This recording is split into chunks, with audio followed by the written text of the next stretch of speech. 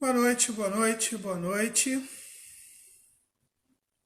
Nós vamos começar a live de hoje. Vamos começar conversando um pouco sobre o que é ser um discípulo. Sejam bem-vindos vocês que estão no YouTube, vocês que estão no Instagram, você que está no Facebook, né? As 3 plataformas estão sendo feitas, muito bem-vindos. A gente vai começar mais uma live e vamos conversar um pouquinho sobre o que é ser o discípulo. Antes nós vamos orar, vamos buscar o Senhor em oração, para a gente poder realmente ter de Deus a mensagem que vem dele e podermos aprender um pouco nessa noite. Pai querido, muito obrigado por tudo que o Senhor nos tem dado, muito obrigado pelo teu santo evangelho, muito obrigado, Senhor, por podermos aprender, ó Pai, cada vez mais acerca da tua palavra. Fala conosco nessa noite, ó Deus, de acordo com a tua vontade, Pai, que possamos realmente aprender o que é ser um discípulo de Jesus e possamos ver em nós o Cristo ressurreto, a imagem de Jesus em nossas vidas. Senhor, nós também oramos pelo nosso país, Pai, oramos pelo nosso presidente, oramos, ó Deus, pelos governadores, prefeitos, por todos os ministros. Em nome de Jesus, ó Pai, dirige essa nação conforme a tua vontade. Também oramos, ó Deus, por essa pandemia, ó Deus, que tem atingido todo o mundo. Ajude, ó Deus, os cientistas, Pai, a encontrarem uma cura, uma vacina, assim como os médicos, ó Deus, a encontrarem remédios para que menos vidas sejam perdidas, ó Deus, ou nenhuma vida a mais seja perdida. Esteja, ó Deus, com aqueles que estão coordenando as ações, ó Pai, em nome de Jesus. E fala conosco nesta noite, ó Deus, acerca da tua palavra, em nome de Jesus oramos. Amém. Então vamos lá, nós vamos conversar um pouquinho sobre o que é ser um discípulo. E por que o que é ser um discípulo? Além do fato de que o projeto que a gente está desenvolvendo se chama realmente Discípulos, é um projeto que Deus colocou no meu coração desde a época de seminário e hoje eu e minha esposa temos procurado desenvolver, que é verdadeiramente levar as pessoas a se transformarem em discípulos de Jesus. À medida que alguém se torna discípulo de Jesus, vai viver a vida abundante que Jesus nos oferece e, consequentemente, também vai poder estar transformando o mundo, ou seja, fazendo novos discípulos. Então, por isso a gente está fazendo isso. Semana passada a gente conversou sobre a Bíblia, né? Conversamos sobre a importância da Bíblia, sobre como a Bíblia fala conosco e principalmente da questão de como a gente tem historicamente evidências de que a escritura que nós temos em mãos verdadeiramente é a escritura original e podemos então confiar nela. Hoje a gente vai para algo mais nosso, que é definir realmente, através da palavra de Deus, o que é ser um discípulo e como é ser um discípulo, e se nós somos verdadeiramente ou não discípulos de Jesus. Deixa eu só acertar uma coisinha aqui no outro computador e a gente já vai conversar então sobre isso. Vamos lá? A primeira coisa que nós vamos aprender sobre discípulo é que ela é uma palavra muito usada na Bíblia. Ao contrário do que muita gente pensa, hoje a gente fala muito da questão de ser evangélico, de ser cristão. A palavra cristão, por exemplo, ela é usada apenas 3 vezes na Bíblia. A primeira, quando Lucas fala em Atos 16, ele explica a primeira vez que o pessoal foi chamado de cristão, né? E depois só vai mesmo indicando que ela começou a ser uma palavra mais comum. Discípulo é uma palavra que é muito usada ao longo do Novo Testamento e se refere em especial aos 12. Mas discípulo significa o quê? Um aluno. E é importante que a gente aprenda isso, porque se somos alunos, buscamos um mestre. E esse mestre é Jesus, o nosso único Senhor e Salvador. Então, se olhamos para nós como alunos, estamos sempre aprendendo em Jesus, estamos sempre crescendo em Jesus. Por isso a ideia geral é ser um discípulo, é ser um aluno de Cristo. E o aluno que vai aprendendo, ele pode ajudar um outro aluno mais novo, né, um aluno que está chegando, a também aprender aquilo que ele já aprendeu. É como se fosse um monitor de turma. Então você já vai ganhando experiência e você ajuda aquele que tem menos experiência. Agora, quem é realmente um discípulo? Será que você é um discípulo? Uma das coisas que a gente mais ouve das pessoas é que elas dizem que sim, eu sou um discípulo, né? Eu sou um cristão, eu sou um discípulo. E aí você pergunta, por que você acredita que é um discípulo? E muita gente vai dizer, olha, eu acredito em Deus. Alguns estão na igreja, são membros de uma igreja, outros nem são membros de igreja. Mas por dizer que acreditam em Deus, essas pessoas dizem, olha, eu sou um discípulo, afinal eu acredito em Deus. Deixa eu mostrar uma coisa para você muito importante. O apóstolo Tiago, ele escreve para a gente em Tiago 2,19, um texto que vai ajudar a gente a entender o que realmente é ser um discípulo. Tiago diz assim, você crê em um só Deus? Muito bem. Até os demônios creem e tremem. Olha a importância desse texto. Tiago, nesse texto, ele está explicando sobre fé e obras. E ele chega neste ponto. E ele mostra para a gente, através deste ponto, que crer em Deus nada mais é do que o primeiro passo.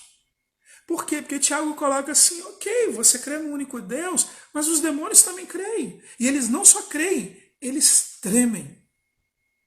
Às vezes a gente fala que quer em Deus, mas vive como se ele não existisse. Vive como se fôssemos ateus. E só porque a gente vai na igreja, a gente acha que não, mas está tudo certo. Eu fui na igreja, eu dei o dízimo, eu fiz isso, eu fiz aquilo. Só que Tiago está colocando que não, isso não basta. Apenas crer que Deus existe, crer que existe um único Deus, não basta. Há um algo mais. Que algo mais é esse? O que realmente define que nós somos discípulos de Jesus? A primeira coisa que define que somos discípulos ou não de Jesus é que você é um discípulo quando você nasce de novo. Sim, é a primeira coisa que vai acontecer. Um texto muito conhecido da Escritura é o texto de João 3. Em João 3, Nicodemos vai encontrar com Jesus. E o texto diz assim, havia um fariseu chamado Nicodemos, uma autoridade entre os judeus. Ele veio a Jesus à noite e disse, mestre, sabemos que ensinas da parte de Deus, pois ninguém pode realizar os milagres miraculosos que vem fazendo se não for de Deus. Em resposta, Jesus declarou, digo-lhe a verdade, ninguém pode ver o reino de Deus se não nascer de novo. Esse texto já coloca para nós que você só pertence ao reino de Deus e, consequentemente, só é discípulo de Jesus se você nasce de novo. E nascer de novo tem 3 pontos muito importantes que nós não podemos deixar para lá. São pontos que fazem toda a diferença para nós. Que pontos são esses? Em primeiro lugar, nascer de novo exige conhecer Jesus, ter uma experiência pessoal com Jesus. Boa noite, Hudson. Ter verdadeiramente uma experiência pessoal com Cristo. É aí que começa o novo nascimento. Essa é uma questão muito importante para nós, essa experiência. João 12 fala para nós algo muito importante. Você quer ver? O ditado popular diz para a gente que todos somos filhos de Deus. E se você perguntar a uma pessoa, ela vai dizer, eu também sou filho de Deus e tal. Muita gente fala coisas assim. João, capítulo 1, o Evangelho de João, capítulo 1, verso 12 e 13 diz, contudo, aos que o receberam, aos que creram em seu nome, ou seja, aos que o receberam, creram em seu nome, deu-lhes o direito de se tornarem filhos de Deus, os quais não nasceram por descendência natural, nem pela vontade da carne, nem por vontade de algum homem, mas nasceram de Deus. O texto, queridos, é extremamente claro. Um discípulo de Jesus precisa nascer de novo. Esse nascer de novo, segundo o texto que lemos de João 1, 12, 13, pode abrir sua Bíblia, diz claramente que você precisa receber a Jesus e precisa crer verdadeiramente no nome dele. E com isso é que você se torna, você ganha o direito de se tornar filho de Deus. E isso não acontece pela sua descendência natural, ou seja, quando você nasceu e era um bebezinho. Agora isso acontece de forma espiritual. Não é vontade da carne, mas é a vontade daqueles que nascem em Deus. Esse é o primeiro ponto para verdadeiramente ser um discípulo.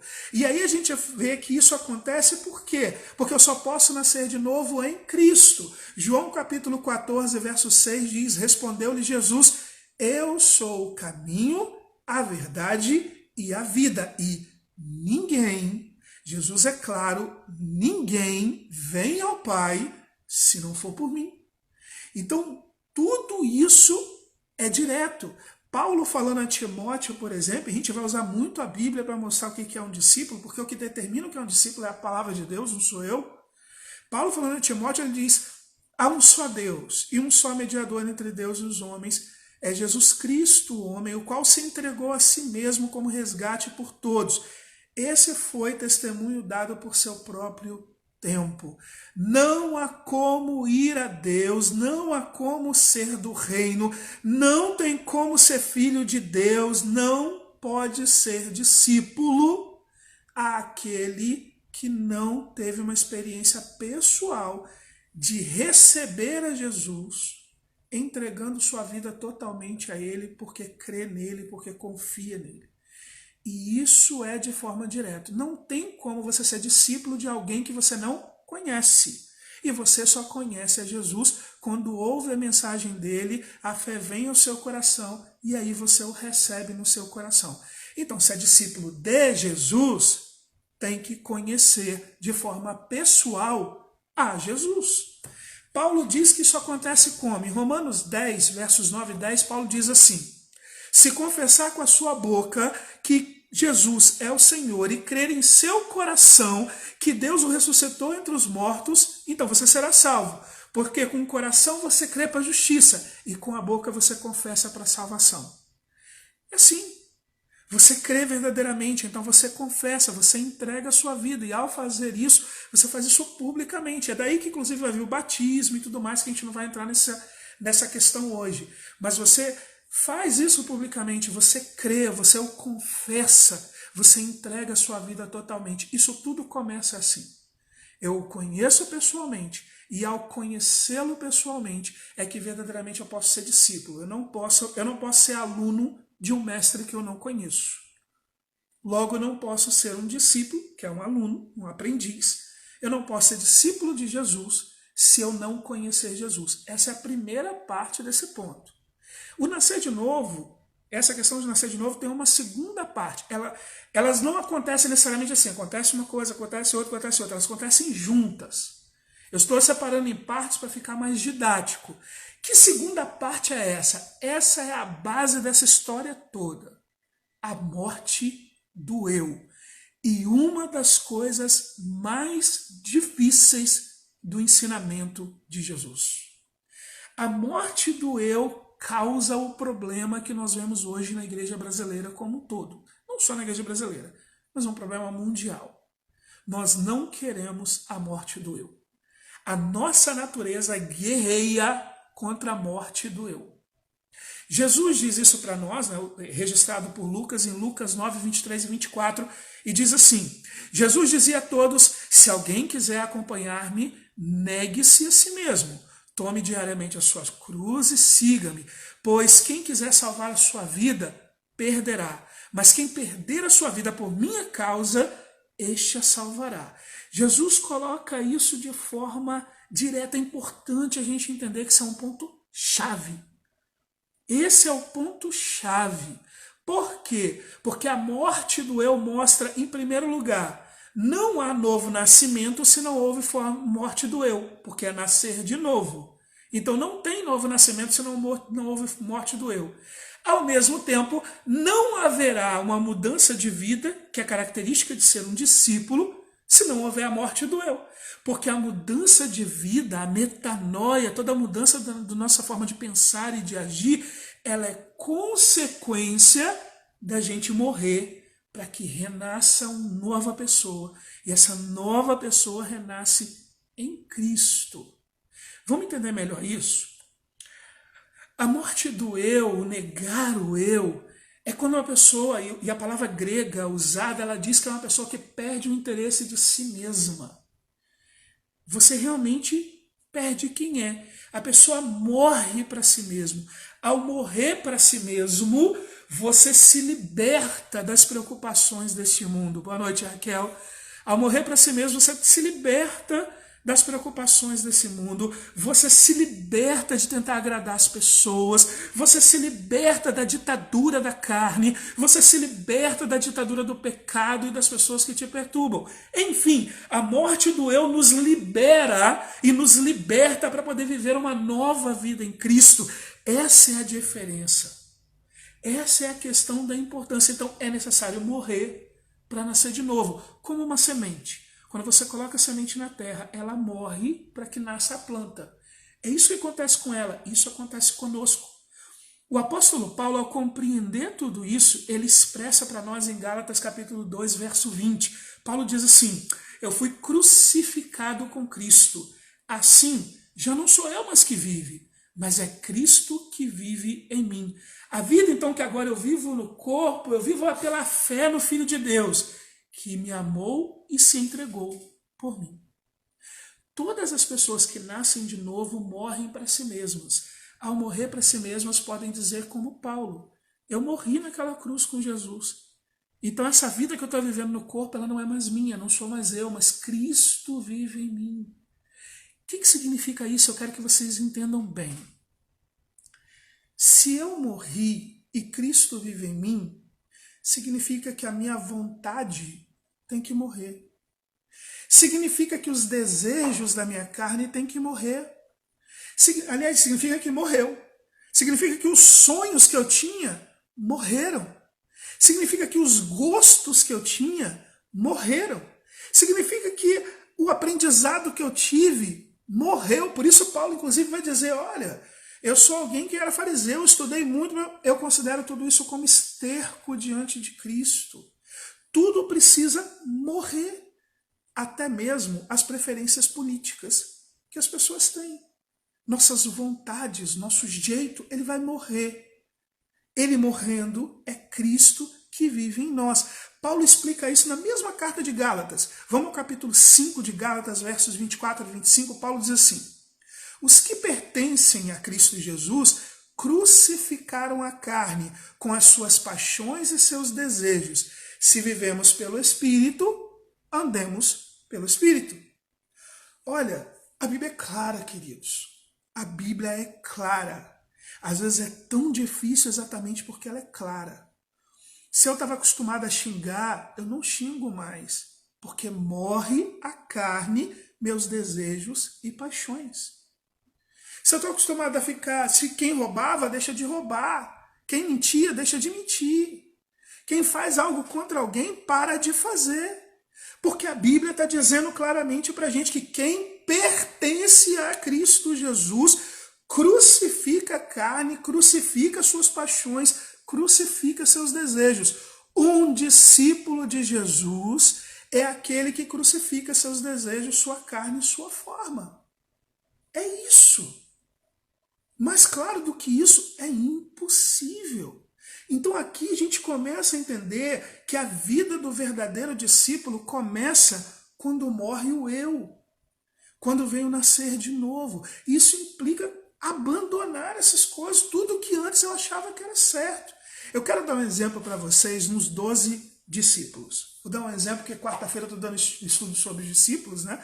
Fazendo live falando sobre os 12. Então eu vou usar os 12 como exemplo. Eles eram discípulos, a Bíblia chama eles de discípulos o tempo todo. Eram os 12 mais próximos de Jesus. Entre os muitos discípulos de Jesus, muitas pessoas que o seguiam, os 12 discípulos eram os mais próximos de Jesus. E eu quero que você preste atenção em algo importante. Eu poderia dar vários exemplos de discípulos, mas eu quero dar um exemplo importante. Eu vou usar uma coisa que está muito forte no nosso país hoje. É muito forte no nosso país hoje a questão política, né? A dualidade, um é da esquerda, um é da direita, as pessoas brigam no Facebook, se xingam, fazem um monte de coisa. Então eu vou usar a política na vida dos 12 apóstolos, né, dos 12 discípulos, para a gente entender essa morte do eu e como ela atinge todas as áreas da vida. Se você quiser, abre sua Bíblia em Lucas capítulo 6. Lucas capítulo 6, versos de 12 a 16, você vai ler o nome dos 12 discípulos. Quando você lê o nome dos 12 discípulos, eu quero destacar dois deles. Um deles é Mateus e o outro é Simão, mas não é o Simão Pedro. Vai estar escrito na sua Bíblia, Simão o Zelote.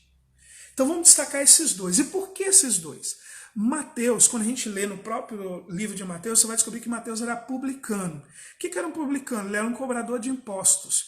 O publicano, como cobrador de impostos, ele era considerado pelos judeus basicamente como um traidor do povo. Quem imagina? Eles estavam sob domínio de Roma, então Roma vinha e Roma cobrava impostos pesados. Aquele que era publicano, ele cobrava os impostos para Roma. E não fazia só isso não.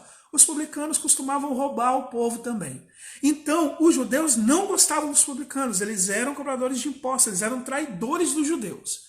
Só que aí, nesse mesmo texto de Lucas 6, de 12 a 16, diz que havia um discípulo chamado Simão o Zelote. Zelote era um grupo político-religioso da época. O Zelote era o oposto dos publicanos. Eles, inclusive, odiavam os publicanos. Os zelotes, eles guerreavam contra Roma, eles queriam libertar o povo. Os zelotes consideravam que pagar imposto e ser escravo era a mesma coisa. Estava no mesmo nível, era tão ruim quanto. E os zelotes eram violentos, eles matavam. Tinha um grupo, que eu esqueci o nome deles agora, mas o nome deles significa adaga, significa faca. Eles matavam a facadas, então eles atacavam soldados, era tipo uma milícia. Atacava soldados, atacava outros romanos, eles faziam uma série de ações e assassinavam mesmo, assassinavam publicanos, assassinavam membros do exército, eles faziam tudo isso. Agora preste atenção, Lucas 6 está dizendo que o cobrador de impostos, e também está dizendo isso, sicário, muito bom, Rogério, que o cobrador de impostos e também o zelote, ambos eram discípulos de Jesus. E se você ler sua Bíblia todinha, ler os 4 evangelhos, você não vai ver eles brigando. Você não vai ver eles discutindo política. Você não vai ver o zelote dizendo, não quero você aqui, Mateus, você é publicano. Nem Mateus dizendo, zelote, eu não ando contigo. Eles andaram juntos. Eles se tornaram um só corpo, tendo um só Senhor, uma só fé, só uma forma de agir, só uma forma de fazer, de respeitar, de andar. Você percebe o que eu falo da morte do eu? O zelote abriu mão de tudo que ele acreditava até ali. O publicano também. E eles passaram a conviver juntos. Somente discípulos de Jesus conseguem fazer isso. Conviver com aquele que pensava diferente, sem brigar, sem ver inclusive as coisas que a gente anda vendo em rede social direto e fora da rede social. Isso é o que diz a Bíblia. Não é o que diz o pastor Wagner. Isso é o que está dizendo a Bíblia. É a forma direta de entender. E esse é o grande problema. Quem é um discípulo? Quem morreu para si mesmo. Quem tem a morte do eu. Quem verdadeiramente vai buscar Jesus. E o que vai acontecer com a pessoa que tem a morte do eu? Tem uma palavrinha que eu já vi banda, já vi nome de ministério, muita gente usa muito, uma palavrinha chamada metanoia. Mudança de mente, muda a nossa cosmovisão, a nossa forma de ver o mundo, porque à medida que eu morri para si mesmo, o que vai viver em mim? Cristo, então eu me encho de Cristo. Paulo explica para a gente como é que isso acontece. Em Romanos 12, verso 1 e 2, Paulo diz assim, portanto, irmãos, rogo-lhes pelas misericórdias de Deus que se ofereçam em sacrifício vivo, santo e agradável a Deus. E este é o nosso culto racional. Não se amoldem ao padrão deste mundo, mas transformem-se pela metanoia, transformem-se pela renovação da sua mente, para que sejam capazes de experimentar e comprovar a boa, agradável e perfeita vontade de Deus. É isso aí.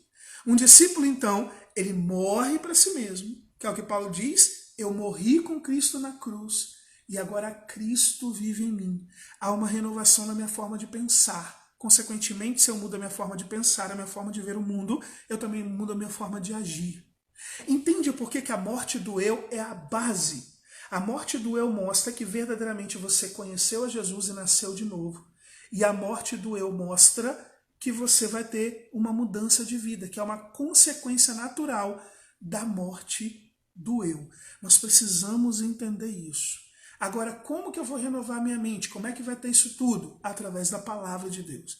É na Bíblia e na oração que eu vou agora entender e aprender a nova forma de viver e de crescer. E aí Cristo vive em mim. Aí nós vamos cumprir o que nos diz Romanos capítulo 8, verso 29. A palavra de Deus nos diz, pois aquele que de antemão conheceu, também os predestinou para serem conformes à imagem do seu Filho, a fim de que ele seja o primogênito entre muitos irmãos. Deus, quando nos chama a estar com Ele, e assim quando há a conversão, a mudança de vida, e não importa se você acredita em predestinação ou não, se você é arminiano ou se você é calvinista, não importa. No momento em que você tem uma mudança de vida, que você nasce de novo, a Bíblia diz que você precisa se tornar a imagem do Filho de Deus, Jesus Cristo. Como é que acontece? Com a morte do eu e com a metanoia, com a mudança de mente. Isso é um discípulo. Discípulo de Jesus tem que morrer, porque é através da experiência de salvação, porque só é discípulo de Jesus quem conhece Jesus. Discípulo de Jesus renasce. E aí nós vamos para mais uma coisa que caracteriza um discípulo de Jesus. Se você só é discípulo de Jesus quando nasce de novo, você também só é discípulo de Jesus quando espelha Jesus, que é esse texto de Romanos 8, 29. Suas atitudes precisam ser o reflexo de Cristo, a imagem de Cristo. Queridos, era normal na época, quando você falava de um discípulo, dizer que um discípulo ele era igual ao mestre, ou seja, com o tempo de convivência e com todos os ensinamentos, os discípulos eles se tornavam parecidos com seus mestres. No nosso caso, nós estamos falando de Jesus. Aí você vai entender Paulo dizendo, sejam meus imitadores, como eu sou imitador de Cristo, porque todo discípulo ia se tornando e queria se tornar parecido com o seu mestre. Agora, olha só que interessante, para que a gente veja isso. Atos capítulo 4, verso 13, é um dos textos que mostra para nós isso na prática. Atos 4, verso 13 diz assim, vendo a coragem de Pedro e João e percebendo que eram homens comuns e sem instrução, ficaram admirados e reconheceram que eles haviam estado com Jesus. Sabe o que esse texto diz? Que Jesus era um homem corajoso. Por quê? Porque quando eles perceberam a coragem deles pregando, perceberam a coragem do ensino, o tipo de ensino, a coragem de falar o ensino, eles reconheceram, esses homens são comuns, são iletrados, não receberam grande instrução, mas essa coragem eu já vi, essa forma de pregar com sentimento, de saber do que está falando, eu já vi. Eu vi isso em Jesus, eles andaram com Jesus. Entende? Eles refletiram uma das características de Jesus e ao longo do tempo eles foram refletindo outras características de Jesus. Então um discípulo de Jesus reflete características de Jesus. Isso o texto prova pra gente. Então uma das coisas que nós aprendemos, se nós morremos, teve a morte do eu, quando eu renasço tem uma mudança de vida, essa mudança de vida é Cristo vive em mim, que é o que o apóstolo Paulo falou. Eu passo a refletir as atitudes de Jesus e quem é Jesus. E assim as pessoas podem saber quem ele é. Então, você é discípulo quando você tem a morte do eu, quando você nasce de novo. Você é discípulo quando começa a espelhar Jesus. Você é discípulo quando é obediente e submisso. Aqui é outra coisa muito importante. E eu vou para vocês nas palavras de Jesus. João capítulo 15, verso 10, Jesus diz, se vocês obedecerem os meus mandamentos, permanecerão no meu amor, assim como tenho obedecido aos mandamentos do meu Pai, e em seu amor eu permaneço. 4 versículos à frente, versículo 14, ele diz, vocês serão meus amigos se fizerem o que eu vos ordeno. O que Jesus está deixando claro? Que obediência é a marca de um discípulo. Um discípulo não é maior que o seu mestre. Um servo não é maior que o seu senhor. Jesus está dizendo aqui que ele obedeceu os mandamentos do Pai e por isso permaneceu no amor. Então ele está dizendo, se vocês obedecerem os meus mandamentos, vocês vão permanecer no meu amor. Mas ele deu exemplo, ele mesmo deu exemplo. O apóstolo Paulo registrou esse exemplo. Filipenses capítulo 2, verso 8, Paulo diz para a gente, e sendo encontrado em forma humana, humilhou-se a si mesmo e foi obediente até a morte e morte de cruz. Então Cristo nos deu exemplo do que é ser um discípulo, um filho de Deus, um servo do Deus Altíssimo. E obediência faz parte disso. Eu reflito a Cristo. Se eu tenho que refletir a imagem de Cristo e Cristo foi obediente, eu também preciso ser obediente. Obediente a quem? Ao pastor, ao líder religioso, a uma pessoa qualquer? Não. Obediente à palavra de Deus, aos mandamentos de Cristo. Se o pastor que você tem, se o líder religioso que você tem, seja ele qual for, líder, apóstolo, quem quiser chamar, se ele não te ensinar a palavra corretamente, você não pode segui-lo, porque você deve seguir a palavra. Paulo, por exemplo, em Gálatas 1, ele diz que se ele voltasse e pregasse um evangelho diferente, que fosse maldição, que fosse anátema. O que ele está dizendo então? Que a Bíblia é o que nós temos que seguir. Isso é importante para a gente. Não é à toa que em Atos capítulo 17 você vai ver os irmãos em Bereia, os bereanos, e Paulo estava pregando e eles conferiam na escritura se estava correto. E Paulo os elogia, diz que eles eram mais excelentes que o de Tessalônica. E deixa eu te contar um segredo se você não sabe. Se você ler a carta de Paulo a Tessalônica, você vai ver que ele dizia que aquela era uma igreja modelo. Então os de Bereia ainda eram mais excelentes. Por quê? Porque eles conferiam nas escrituras se aquilo estava correto. Nós temos que fazer o mesmo, porque Cristo disse que tínhamos que obedecer os mandamentos dele. Sobre obedecer mandamento, há uma outra coisa muito importante. Eu li o capítulo 15, vamos voltar no capítulo 14 de João. João 14, 15, versículo 15, diz assim: se vocês me amam, obedecerão os meus mandamentos. No verso 21, Jesus repete isso, e ele diz assim: quem tem os meus mandamentos e lhes obedece, esse é aquele que me ama. Aquele que me ama será amado do meu Pai e também eu amarei e me revelarei a ele. Ora, Jesus está sendo direto. Obedecer a Deus é prova de amar a Deus. E quem obedece a Deus, o próprio Deus vai se revelar a ele e o amar. É Jesus que está falando, não sou eu. Você pode até não gostar do que está ouvindo, mas quem está falando é Jesus. É ensinamento do próprio Jesus, que parece que está se perdendo ultimamente. As pessoas querem fazer suas vontades. Por quê? Porque não está havendo a morte do eu. A morte do eu não está levando... Como não tem morte do eu, então não tem metanoia, mudança de vida. Se não tem mudança de vida, não tem obediência, não tem característica de Cristo, não tem nada disso. Tem vontade humana. Simplesmente vontade humana. Mas eu posso, pastor? Pode, você só não é discípulo de Jesus. Simples assim. Você pode ser membro da igreja, você pode ter cargo na igreja, você pode tocar na igreja, você pode pregar na igreja, você pode fazer o que você quiser. Mas você não pode dizer que é um discípulo de Jesus se você não segue o que o próprio Jesus colocou na Escritura, que é a característica de um discípulo dele. É simples. Simples. Obediência, queridos, é tão importante por quê? Porque obediência, ela reflete confiança e submissão, respeito. Deixa eu tentar explicar isso melhor. Imagine que você decidiu, você comprou uma terra e você quer criar gado, mas você não sabe nada de criar gado. E aí você encontra alguém que é um contador. Então você tem lá um cara que é contador. E você também conhece alguém que é um pecuarista, que cria gado e que é muito rico e muito bem sucedido. Minha pergunta é, qual dos dois você vai perguntar sobre como você deve criar seu gado? Para o contador ou para o cara que já cria gado e que ganha milhões fazendo isso? Obviamente para o cara que ganha milhões. Por quê? Porque você confia que este cara que já cria gado e que ganha milhões em dinheiro fazendo isso, ele sabe do que está falando. Então é para ele que você vai perguntar. Ora, se você pensar nisso que eu estou te dizendo, significa o quê?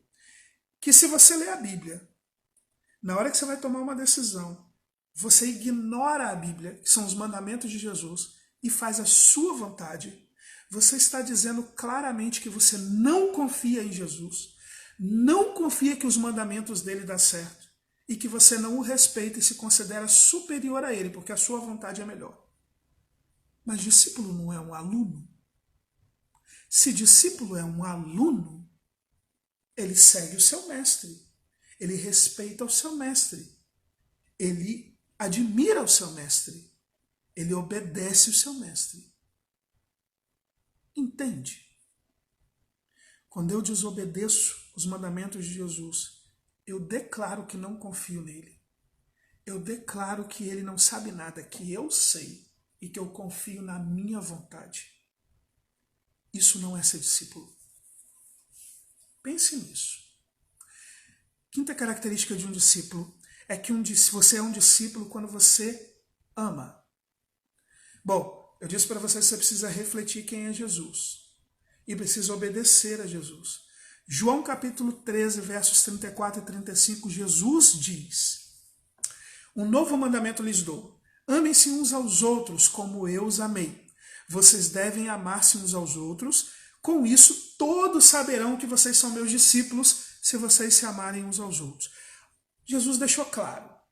Uma forma das pessoas saberem que nós somos discípulos dele é o amor.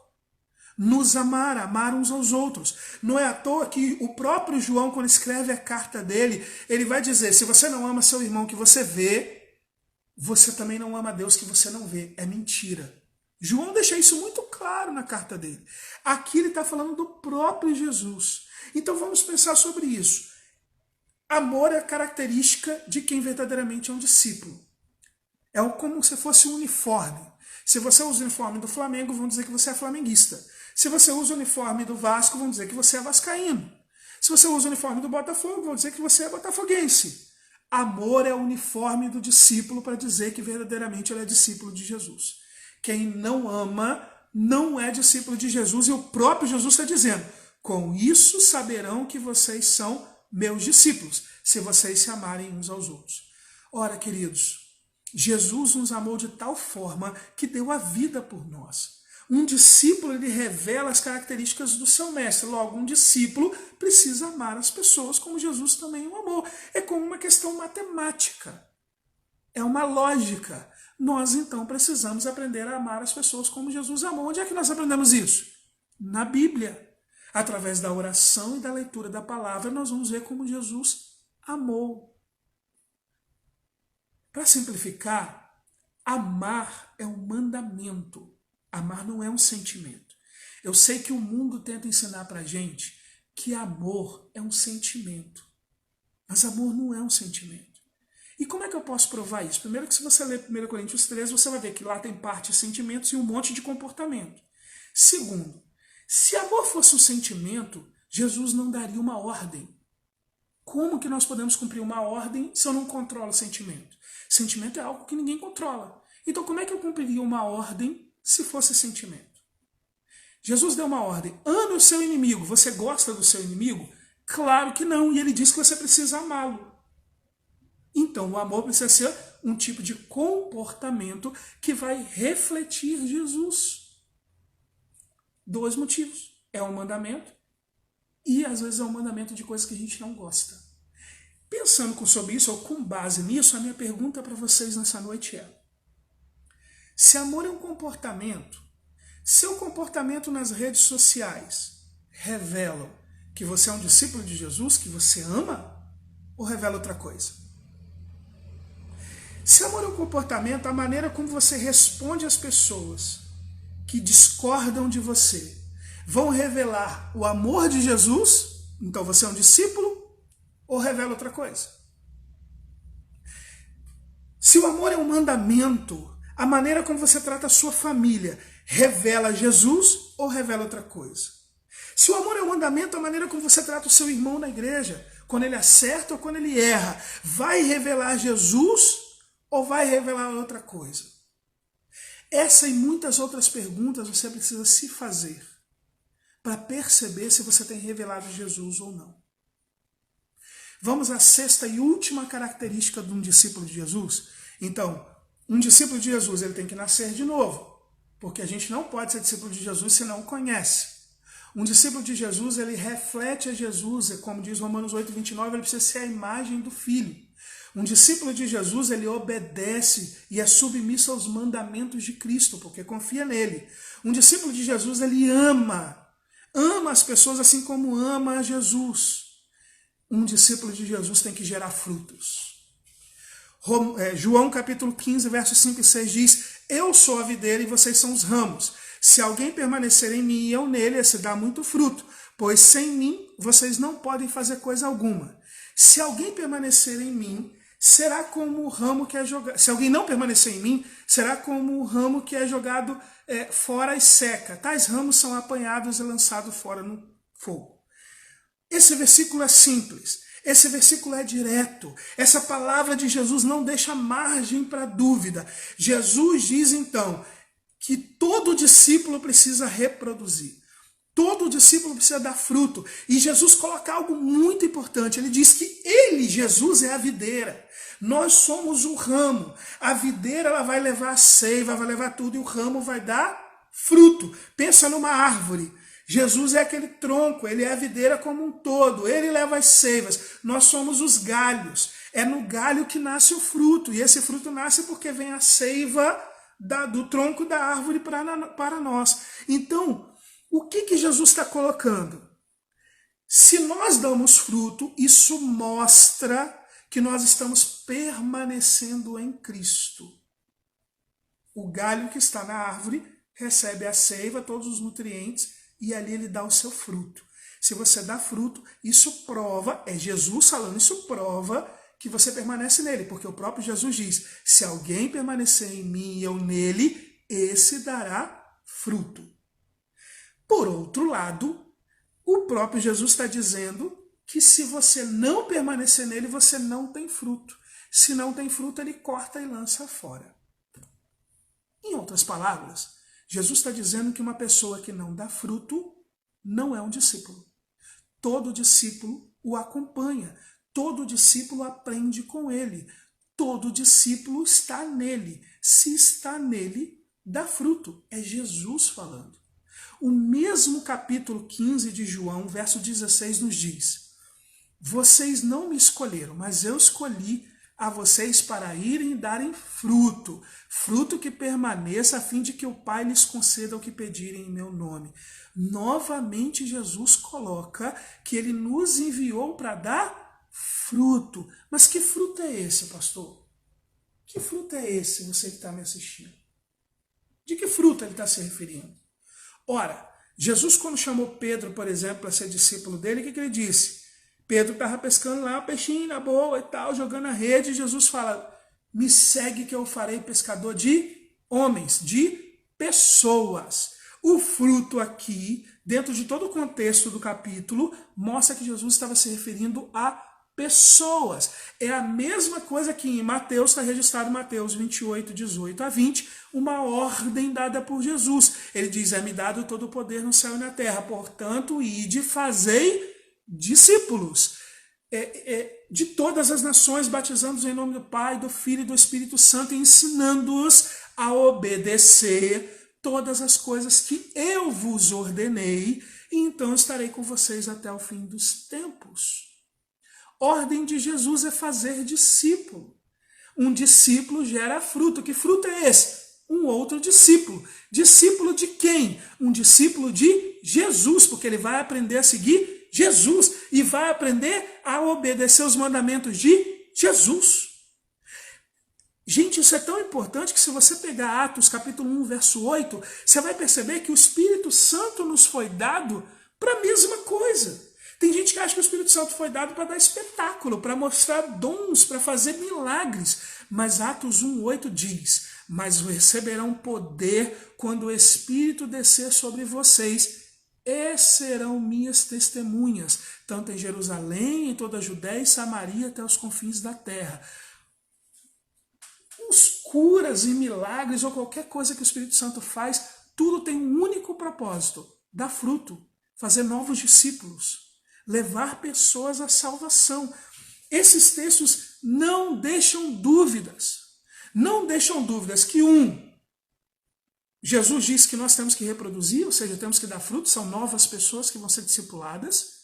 E não deixam dúvidas que se você não está dando fruto, é porque não permanece em Jesus. Não está recebendo da fonte de vida, não está recebendo da seiva da videira. Isso é muito importante porque o próprio Jesus diz isso. Toda pessoa que permanece em Jesus, toda pessoa que é discípulo de verdade de Jesus, dá fruto. Qual foi a última vez que você deu fruto?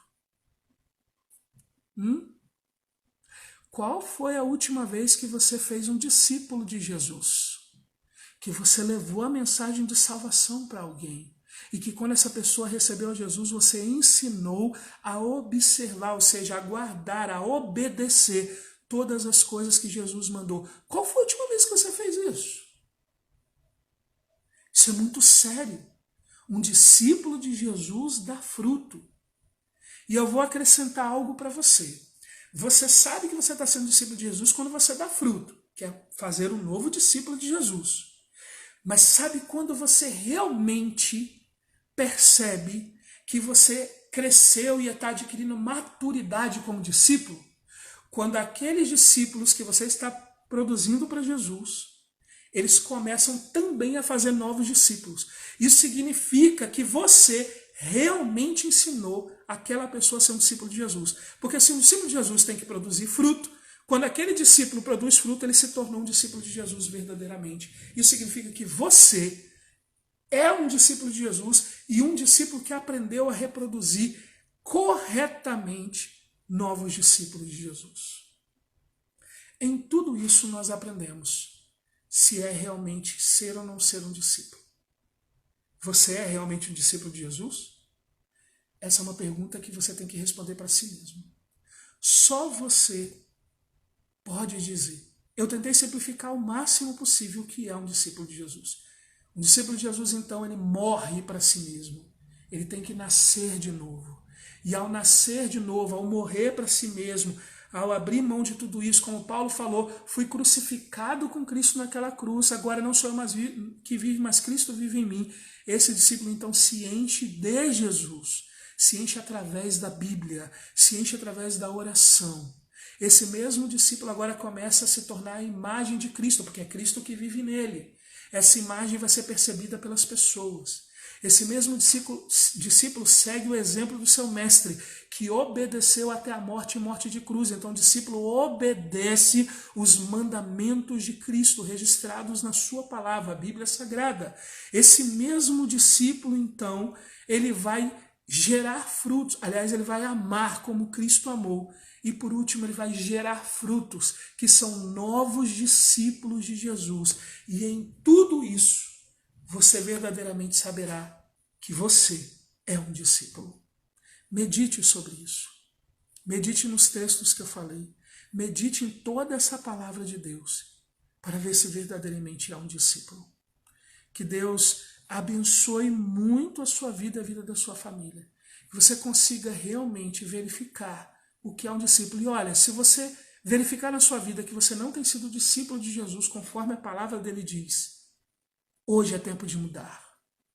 Hoje é tempo de se tornar verdadeiramente um discípulo de Jesus. E você vai viver o que João 10,10 nos diz, a vida abundante que Jesus nos oferece. Porque um discípulo de Jesus, ele vive para além dele mesmo.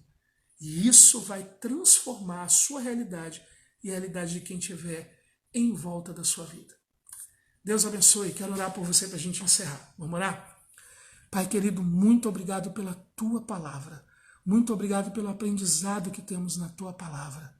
Que em nome de Jesus, todos que estão me ouvindo, aqueles que ainda vão ver esse vídeo depois, possam verdadeiramente se tornar discípulos de Jesus se ainda não forem.